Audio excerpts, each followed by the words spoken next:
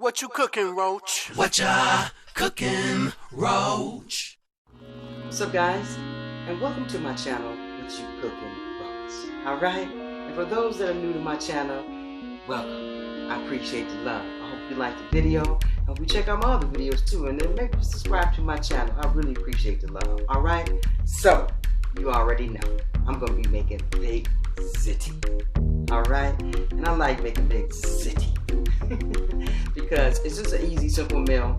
All you need is some canned tomatoes. If you have some fresh tomatoes in your garden, that would be awesome as well too.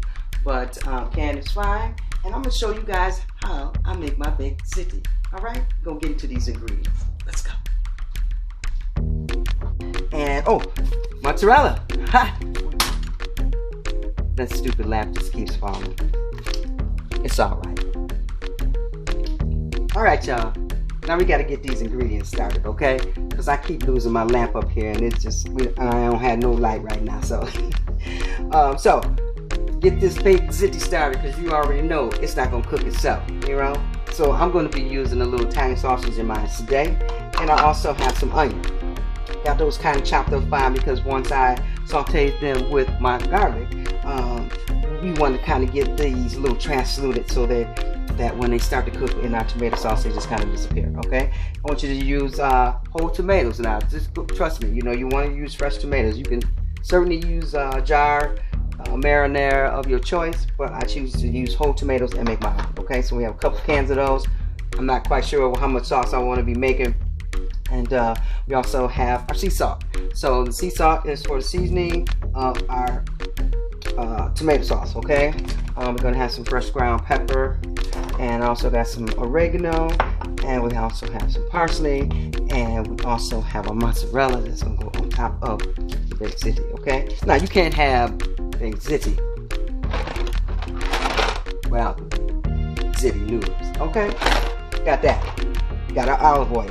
That's going to be part of mixing with my sauce as well. So, let's get started. So, we're going to come over here, and what I'm going to do here is I'm going to get my onion started, okay? I'm just going to turn the camera over here so you guys can check that out, alright? So, I'm going to put my meat aside there. I'm going to add in an onion first, because that's going to cook quite quickly, and then we'll add in, well, not quickly, but we want to get them sauteing. I don't want to burn my garlic, okay? Alright? So, I'm going to come back. Alright, as you guys can see, I got my onion in, sauteing. I'm going to add a little olive oil in mine, okay? Add a little olive oil. How about that?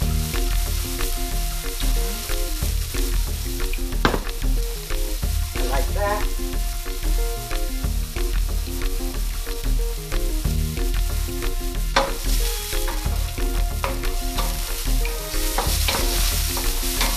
Just gonna stir that. Like I said, you know, the aroma is really, I love the way onions smell when you saute them, alright? And then they even get even extra when you got the garlic here. So, I'm gonna go ahead and do that. I'm gonna add in about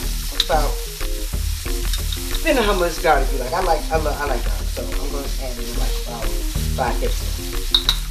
Alright. Blend that together. Alright.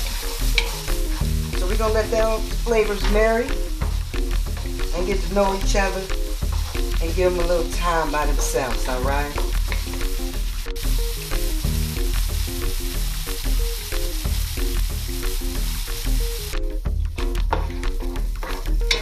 You guys, so we got my onions about right where I want them to be, and as you know, there's some little toasted little pieces of garlic.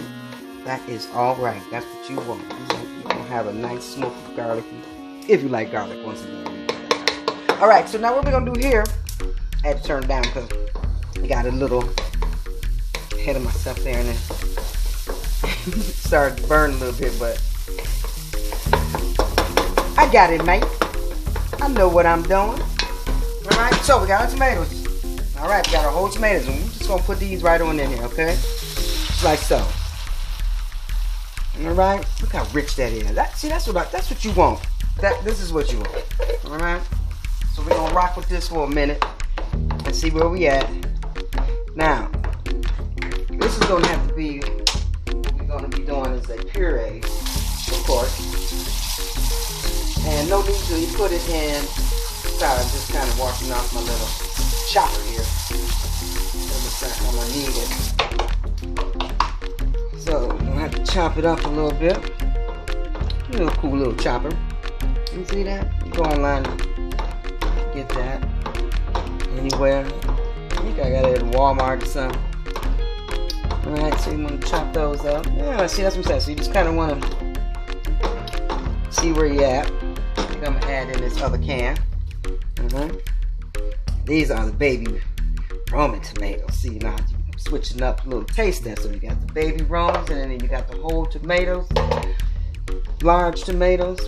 So give it flavor.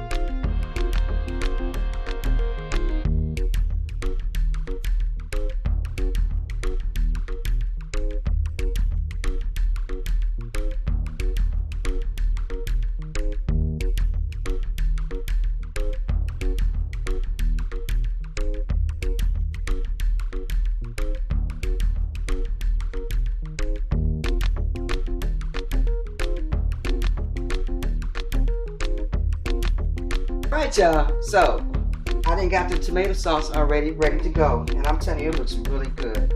That's the way to go. Make your own sauce. I'm telling you, it's the best. It tastes fresh. You know, as fresh as you can get it.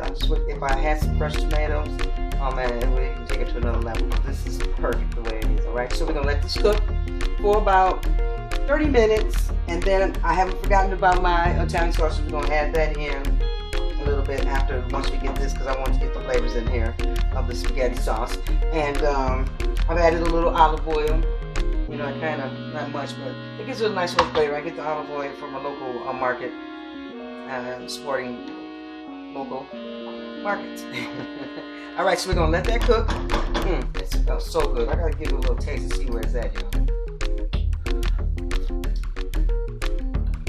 Yeah. Cook a little more. No more salt. I'm saying you kind of have to taste it as it's cooking. See where it's at. Add a little more pepper. I'll probably add a little more during the process, alright? But I'm gonna go ahead and make me a cocktail. You already know. And I'm sitting chill and let this do its thing. I'm gonna cover it up with a little foil because I don't have the time to fit my pot here.